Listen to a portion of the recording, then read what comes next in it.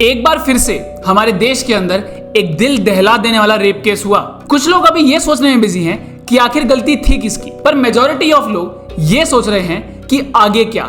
जी हाँ, जिसने गलती की वो कब पकड़ाएगा और उसको क्या सजा मिलेगी। इसको समझने के लिए 10 से 12 साल पहले चलते हैं। पिछले 10 से 12 सालों के अंदर हुए तो बहुत सारे रेप केसेस, पर कुछ ही रेप केसेस को, गिने चुने रेप केसेस को मीडिया अटेंशन मिला।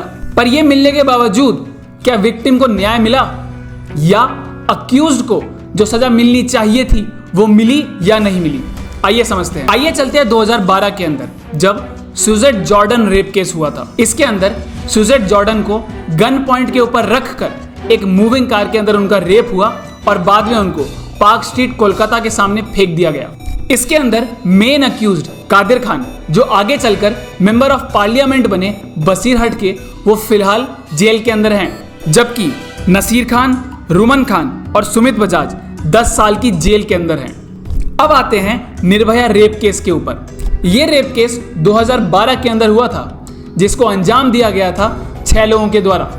इन चारों लोगों को 2013 के अंदर ट्रायल कोर्ट के द्वारा डेथ सेंटेंस दिया गया था, जबकि 2012 के अंदर तिहाड़ जेल के अंदर इनको फांसी के ऊपर लटका दिया गया। जबकि एक अक्यूज्ड राम सिंह 2013 के अंदर जेल के अंदर ही मृत पाए गए। छठवां अपराधी, जो कि सिर्फ 17 साल का था, उसको 3 साल के जुवेनाइल इम्प्रिजनमेंट के अंदर भेजकर 2015 के अंदर उनको बाइज्जत बरी कर दिया गया। अब आते हैं शक्ति मिल रेप केस के ऊपर। यह रेप केस हुआ था 2013 के अंदर, जब 22 साल की एक फोटो जर्नलिस्ट, जो कि मुंबई के अंदर एक मैगजीन के साथ इंटर्न कर रही थी, उनका रेप किया गया। जुलाई 15, 2014 के अंदर इस केस के अंदर जो 2 जुवेनाइल्स इन्वॉल्व थे, उनको नासिक रिफॉर्म स्कूल भेजा गया, जहां पर उन लोगों ने 3 साल की सजा काटी। बाकी बचे हुए 3 लोगों को इनिशियली डेथ सेंटेंस दी गई थी, पर आगे चल के 2021 के अंदर इस डेथ सेंटेंस को लाइफ इम्प्रिजनमेंट में कन्वर्ट कर दिया गया। अब आते हैं जिशा रेप केस के ऊपर। इसके अंदर एक 29 साल की लड़की का रेप किया गया उसके घर एर्नाकुलम के अंदर, जिसके अंदर एक लोन मैन को डेथ सेंटेंस दी गई बाद में चल के। अब आते हैं हाथरस गैंगरेप केस के ऊपर, जहां पर एक 19 साल की दलित लड़की का रेप किया गया 4 लोगों के द्वारा, जो कि अपर कास्ट से थे।